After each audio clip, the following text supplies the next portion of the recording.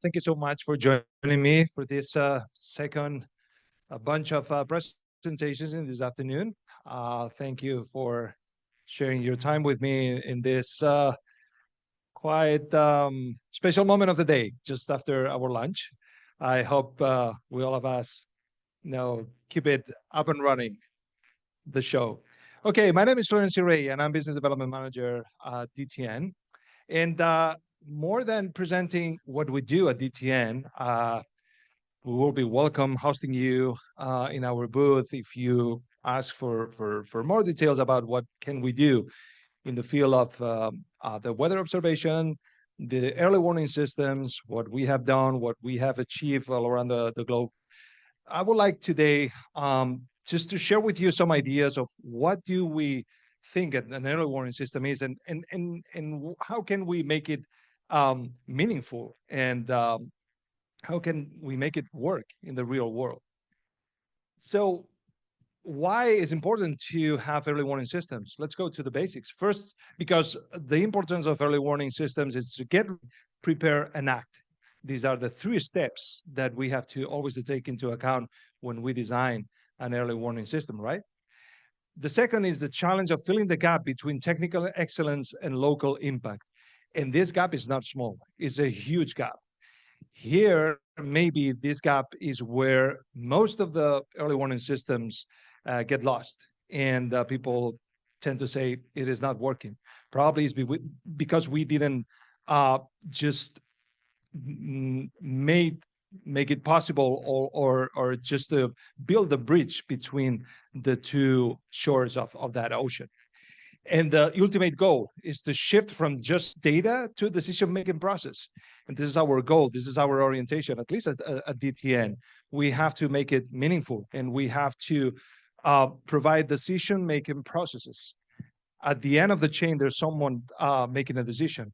He or she won't matter about what's behind and the technical specifications. They want a reliable set of ideas or instructions just to make a decision that may save thousands or even millions of lives, and not to say billions of infrastructure and other goods. The concept at DTN that we got for an early warning system is pretty clear. It's people-centered. We care for people, and we provide the tools for the decision makers to ultimate look at the people and look after them. The four key components of our early warning systems are risk knowledge. It is very important, as it was discussed this morning during the first panel, to have a very precise idea of which risk are we facing. The second key will be monitoring and warning services. Monitoring, what is the status of your observation network? What is are you up to just to have the very last state-of-the-art solution that will fulfill all the requirements, taking into account the risk knowledge that you have already acquired? What is the dissemination and communication structure? This is very important. We'll go farther, deeper on this key element, and the response capabilities of each individual, each community, each region, each country, each continent. And we like to put a lot of emphasis on inclusivity and accessibility. Accessibility is a key thing. And I refer again to this morning's panel when the language was referred as one of the barriers for people to get informed about the threat of an event, of a severe event, weather, hydrological, even earthquakes. So, as I said, the problem between warning and action is a huge gap. Sometimes we are not aware of how big this gap is until something really big happens. Let me refer to the non-related, non-weather-related incident we had 2 weeks ago in my country, in Spain, when we suffered in the heart of Europe a massive flood. We didn't know how exposed we are, even for communication, how exposed we are to this kind of severe events, no matter the causes. The thing is that people, we were running to buy portable radio stations because networks were down and we didn't know what was going on. So very few people had access to a very basic device, which is a radio, a portable radio, just to turn in with your preferred station and get an idea on what's going on, and then get ready and prepare because you had a previous knowledge on what to do if something like this happens. But how are you going to know what is going on if you don't have access to the information? Well, very basic things, I insist, are filling this gap between the technology, the state-of-the-art technology, amazing technology that we've seen this morning, and we're going to see throughout the rest of the presentations. But what happens if that doesn't work because there's no power? Okay, so we have to take into account also cultural barriers mentioned this morning. One country, one island divided into two because there are two different cultures, linguistic barriers, and trust to the message, trust to the messenger. And how you build trust and reputation? Just communicating with the population and accepting, and this is a very good point this morning, accepting that we are now playing to be gods and say this is going to happen or this is not going to happen. No, it's going to happen with a certain percentage of uncertainty. And the more clear we are to our population and the receivers of our messages, the more they're going to trust in us. And it's very simple. It's just tell the truth. I know that's difficult because political, socioeconomic factors can, drive your decisions. But it's key question is just to communicate in the right way and communicate the truth. Here's something that I want to bring here, and for the next panels and throughout the roundtables that we're going to have over these days, going to come: scientific precision versus community relevance. I have I would say, a solid background in communication. I served as a weather TV anchor for 20 years in my country, in Spain. And believe me, the community relevance, it is not at all linked to our scientific precision and capabilities.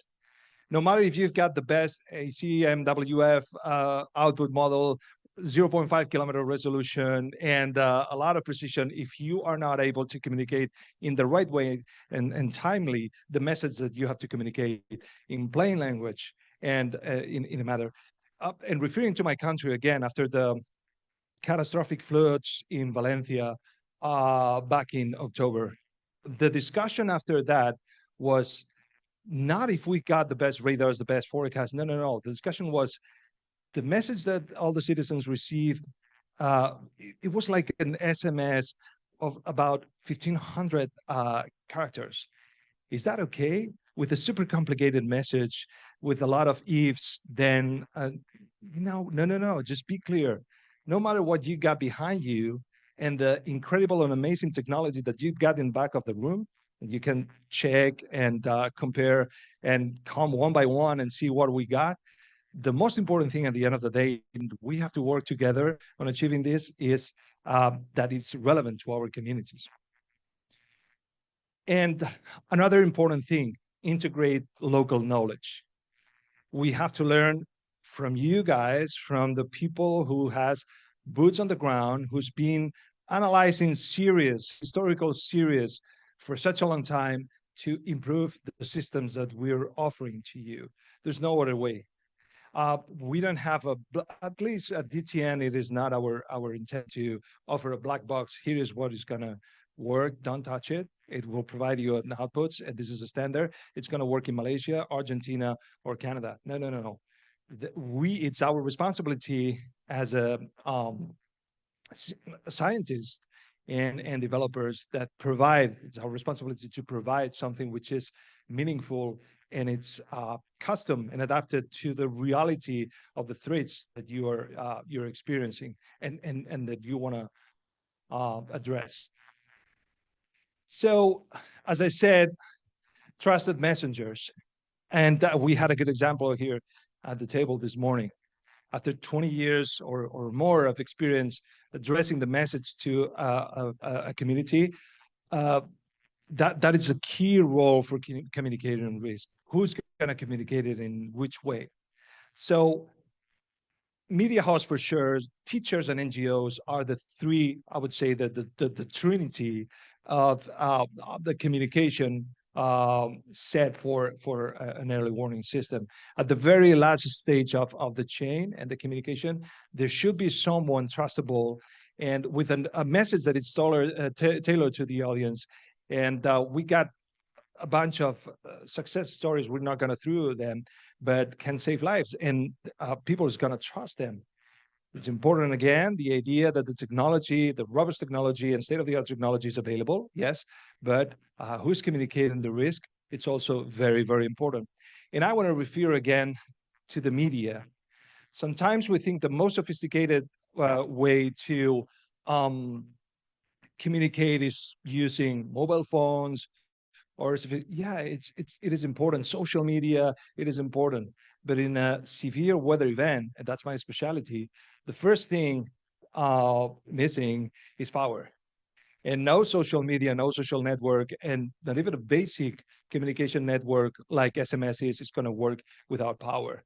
So rely on very, very simple ways of communicating risk and and instructions, which is radio, for instance, or communication between key persons that can spread the message in a very local way into their communities.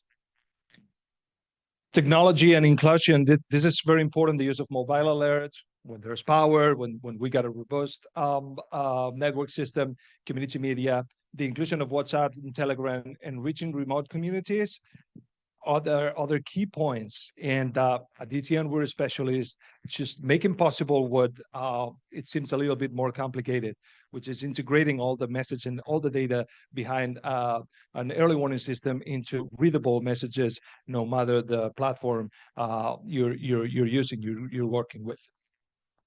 And well, these are our reflections from DTN. As I said, if you want to know more about how we work, what we do, where we present, which are the latest solutions that we have provided, we're happy to host you in the back of the room. You know where we are, right in front of the coffee station, and we'll be happy helping you. But the most important thing, and three key takeaways: early warning systems should be addressed and thought from the very beginning, thinking of who is behind the community, who's going to receive the message. Second, technology is important, but it's more important to be trustable. And third, how communities are going to receive the information and how we're going to address them. And I think these are three elements that I would like to leave on the on table for us to discuss all together, not necessarily today, but throughout this convention here in Miami. Thank you so much for your attention. Thank you.